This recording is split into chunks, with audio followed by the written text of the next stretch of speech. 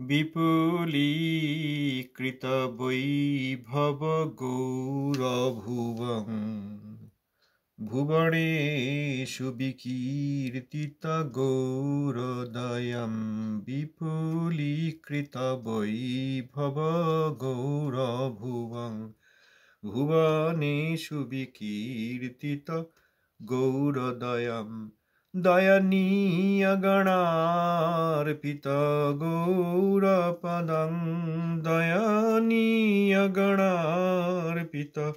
গৌরপদং প্রণমামি সদা প্রভুপাদপদম প্রণমামি সদা প্রভুপাদপদম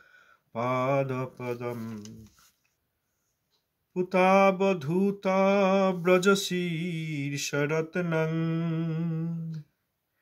শ্রীরাধিকা কৃষ্ণ নিগূঢ়ভক্তম পুতাবধূতা ব্রজশীর্ষরত্নং শ্রীরাধিকা কৃষ্ণ নিগূঢ়ভক্তম সদা ব্রজাবেশ সরাগচেষ্টং বন্দে প্রভুং গৌরকিশোরসঙ্গম সদা ব্রজাবেশ সরাগচেষ্টং বন্দে প্রভুং গৌরকিশোরসঙ্গম।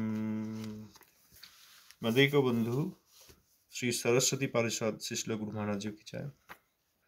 অষ্টোত্তর শতশ্রী শ্রীমদ ভক্তি সিদ্ধান্ত সরস্বতী গোস্বামী ঠাকুরজি কি জয়। প্রভুপাদের পার্ষদবৃন্দ, দশমদস্তন আচার্য বৈষ্ণব বৈষ্ণবী বৃন্দ কি জয়। পরমহংস কুলচূড়ামণি শিল গৌরকিশোর দাস বাবাজি মহারাজ কি জয়। শ্রী রূপানুগত বৃন্দ কি জয়। ভজনানন্দী ও সমাগত ভক্তবৃন্দ। প্রভুপাদ শিশিল ভক্তি সিদ্ধান্ত সরস্বতী গোস্বামী ঠাকুরের অনুকম্পিত মহামহোপদেশক শ্রীমৎ সুন্দরানন্দ বিদ্যাবিনোদ প্রভু সংকলিত পরম গুরু শ্রী গৌরকিশোর। আজকের বিষয় শ্রী মায়াপুরে প্রীতি। শ্রীল গৌরকিশোর প্রভুর চরিত্রে সর্বপ্রকার বিরুদ্ধ ধর্মের অপূর্ব সমন্বয় দেখিতে পাওয়া যায়। শ্রী গৌরকিশোর প্রভুর অনুগত নিজজনের অকপট পূর্ণানুগত্যে ভজনময় জীবন যাপন ব্যতীত তাহার অচিন্ত চরিত্র, আদর্শ ও শিক্ষার কথা বুঝিতে গেলে কেবলমাত্র ব্যর্থতাই লাভ হইবে। কেহ তাহাকে শতচেষ্টা করিয়াও কিছু দিতে পারিতেন না, আবার কাহাকেও তিনি অযাচিতভাবে কৃপা করিতেন। একসময় শ্রীধাম মায়াপুর হইতে জনৈক গৃহস্থ ভক্ত বাবাজি মহারাজকে দর্শন করিতে কুলিয়ায় যান। বাবাজি মহারাজ তখন কুলিয়ায় একটি তৃণনির্মিত ছইয়ের অভ্যন্তরে বাস করিতেন। ভক্তটি ছইয়ের নিকট উপস্থিত হইলেন, কিন্তু বাবাজি মহাশয় তখন দ্বার বন্ধ করিয়া রাখিয়াছিলেন। নিকটস্থ কোন লোক বাবাজি মহারাজকে জনৈক দর্শন প্রার্থীর কথা জানাইলে বাবাজি মহাশয় বলিলেন, আমাকে দর্শন করিতে হইলে 2টি টাকা দিতে হইবে। তখন শ্রী মায়াপুরের দর্শন প্রার্থী গৃহস্থ ভক্তটি পকেট হইতে 2টি টাকা বাহির করিয়া নিকটস্থ জনৈক সেবকের নিকট প্রদান করিলে সেবক বাবাজি মহাশয়কে তাহা জানাইলেন। তখন বাবাজি মহারাজ কপাট খুলিয়া বলিলেন, দর্শন করুন।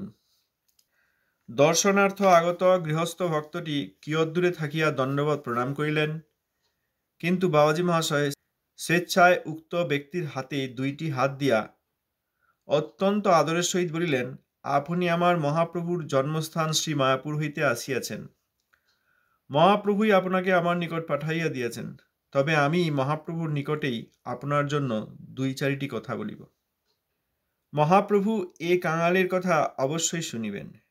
আপনি হরিনাম আশ্রয় করুন, নিরন্তর হরিনাম গ্রহণ করুন, আপনার আর কোনো বিঘ্ন হইবে না। শ্রীধাম মায়াপুরের লোক দেখিলেই শ্রীল গৌরকিশোর প্রভু আমার প্রভুর ধামের লোক বলিয়া বিশেষ আদর করিতেন। সর্বতন্ত্র স্বতন্ত্র বাবাজি মহাশয়কে তাহার ইচ্ছা না হইলে বহু চেষ্টাতেও কেউ অর্থ বা দ্রব্য প্রদান করিতে পারিতেন না। আবার ভক্তের দ্রব্য বা অর্থ বাবাজি মহাশয় বৈষ্ণব সেবার জন্য স্বয়ং যাচনা করিয়া লইতেন, ইহাও দেখা যাইত। তিনি নিজে কিছুই গ্রহণ করিতেন না, বৈষ্ণব সেবায় সকল নিয়োগ করিতেন। শ্রী মায়াপুরের প্রীতি। শিল প্রভুপাদের কাছ থেকে শ্রীমৎ সুন্দরানন্দ প্রভু শিল বাবাজি মহারাজ সম্বন্ধে যা শুনেছেন সেই কথা এখানে লিপিবদ্ধ করেছেন। তিনি বলছেন যে বাবাজি মহারাজের চরিত্রে সব রকমের বিরুদ্ধ ধর্মের অপূর্ব সমন্বয় দেখিতে পাওয়া যায়। এটা কৃষ্ণের গুণ। বিরুদ্ধ ধর্ম, দুই দিকের ধর্মই তার মধ্যে আছে। বাবাজি মহারাজ পরমহংস, সেই জন্য এই গুণ তার মধ্যেও আছে। বাবাজি মহারাজের একান্ত অনুগত নিজজনের আনুগত্যে, অকপট আনুগত্যে এবং পূর্ণ আনুগত্যে। বাবাজি মহারাজের নিজজন প্রভুপাদ ছিল সরস্বতী গোস্বামী ঠাকুর। তার অকপট পূর্ণ আনুগত্যে সম্পূর্ণরূপে অনুগত হয়ে, প্রভুপাদের সম্পূর্ণরূপে অনুগত হয়ে যদি কেউ ভজন করেন জীবনে, তবে তিনি বাবাজি মহারাজের চরিত্র, শিক্ষা, আদর্শ এইসব বুঝতে পারবেন।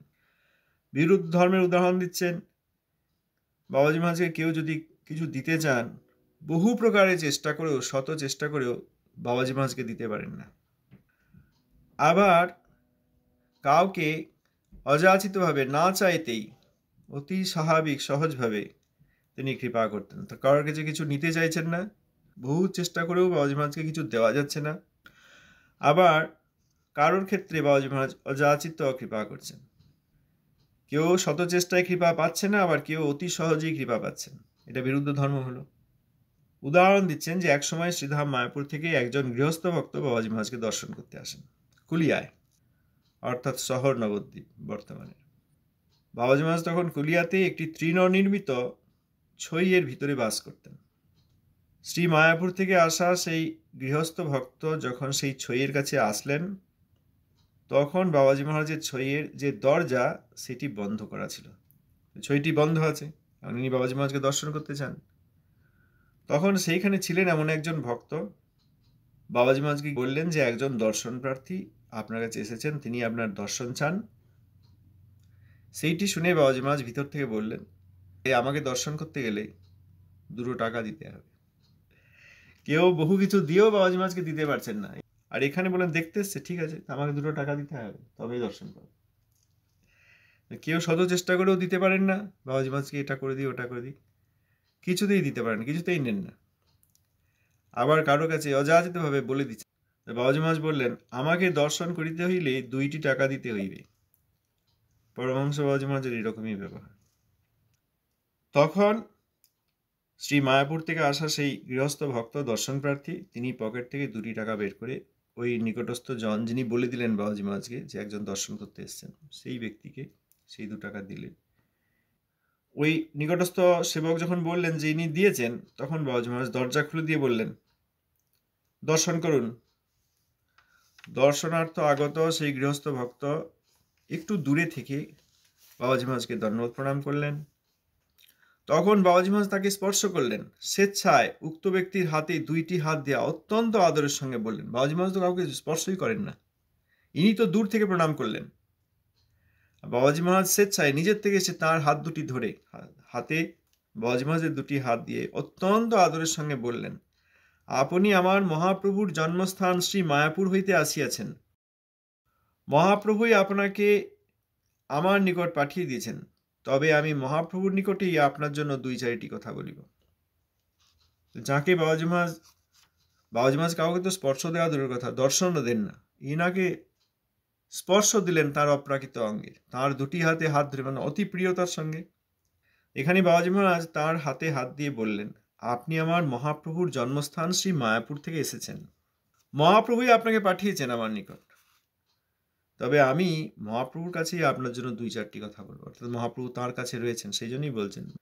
তখন বাবাজি মহারাজ তাকে বলছেন, মহাপ্রভু এ কাঙালের কথা অবশ্যই শুনিবেন। নিজেকে কাঙাল বলছেন, আর আমি বলবো মহাপ্রভুর নিকটেই আপনার জন্য 2-4টি কথা বলবো, মহাপ্রভু নিশ্চয়ই শুনবেন। তারপর তাকে আদেশ করলেন, আদেশ তো করেন না, যে আগেও শুনলাম বলেন, উচ্চ কীর্তন করার জন্য, উচ্চ মহামন্ত্র কীর্তন করার জন্য তিনি আহ্বান করিলেন। আসুন আমরা উচ্চ সংকীর্তন করি।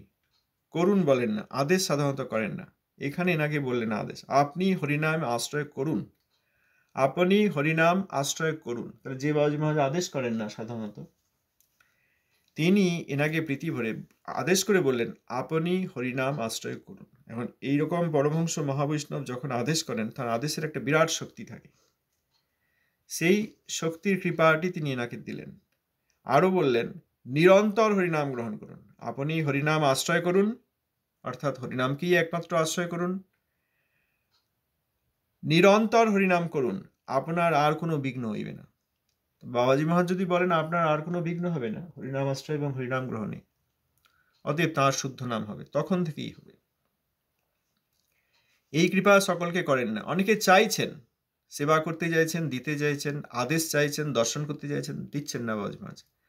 আর এনাকে বললেন আমাকে 2টি টাকা দিয়ে দর্শন করো, হাতে হাত দিয়ে এইরকম আদরের সঙ্গে বললেন আমি মহাপ্রভুর কাছেই বলবো, মহাপ্রভু শ্রীচরণেই বলবো, এবং মহাপ্রভু আমার মতো কাঙালের কথা অবশ্যই শুনবেন।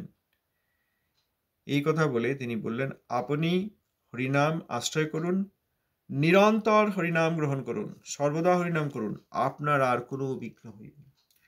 লজাচিত কৃপা হলো। এই প্রবন্ধের শুরুতেই শ্রীমৎ সুন্দরানন্দ প্রভু লিখেছেন যে বিরুদ্ধ ধর্ম দেখা যায়। কৃষ্ণের যেমন বিরুদ্ধ ধর্ম অনেক আছে। একটা উদাহরণ যে তিনি খুব নিরপেক্ষ, খুব নিরপেক্ষ, প্রত্যেক জীবাত্মার প্রতি, প্রত্যেক ব্যক্তির প্রতি নিরপেক্ষ। আবার ভক্ত পক্ষপাতী, ভক্তগণের প্রতি তার পক্ষপাতিত্ব আছে, পাণ্ডবদের প্রতি পক্ষপাতিত্ব আছে, অর্জুনের প্রতি পক্ষপাতিত্ব আছে, এরকম ভক্তের প্রতি পক্ষপাতী, আর সকলের পক্ষে নিরপেক্ষ। নিরপেক্ষ হলে আবার পক্ষপাতী কি করে হয়? কোনো ব্যক্তি যদি এই জগতে বলে খুব নিরপেক্ষ, আবার এক জায়গায় যদি দেখা যায় পক্ষপাতী, সবাই গিয়ে তাকে ধরবে, আপনি তো খুব নিরপেক্ষ বলে আপনার নাম আছে, এখানে আপনি পক্ষপাতী হচ্ছেন কেন? জগতের লোক হতে পারে না, হয় কেউ পক্ষপাতী আর নয় নিরপেক্ষ। আমাদের জগতে সব বেশিরভাগই পক্ষপাতী, নিরপেক্ষ কেউ হতে পারে না। ভগবান কিন্তু নিরপেক্ষ হয়েও পক্ষপাতী হতে পারেন। নিরপেক্ষ গুণের একটা দিক, আর পক্ষপাতিত্ব আর একটা দিক, দুটিই তার মধ্যে সন্নিবেশিত আছে। কৃষ্ণের নিজ জনগণও তাই, কারণ কৃষ্ণের সমস্ত গুণ ভক্তের সঞ্চারে। এখানে ছিল বাবাজি মহারাজ পরমহংস কুলচূড়ামণি, তিনি কারোর কাছ থেকে কিছু নেন না, কেউ শত চেষ্টা করলেও বাবাজি মহারাজকে কিছু দিতে পারেন না। আর এখানে 2টি টাকা চেয়ে নিলেন, 2টি টাকা চেয়ে নিলেন এবং বললেন দর্শন করুন। তারপর আদেশ করলেন হরিনামকে আশ্রয় করার জন্য, আদেশ করলেন নিরন্তর হরিনাম গ্রহণ করার জন্য, আদেশ করলেন, এবং সেই ভক্তের আর কোনো বিঘ্ন হবে না এই আশীর্বাদ করলেন। এ তো বহু চেষ্টা করেও কেউ পাচ্ছেন না। সুতরাং বিরুদ্ধ ধর্মসমূহ তার মধ্যে অপূর্ব সমন্বয় বিস্তার করে রয়েছে।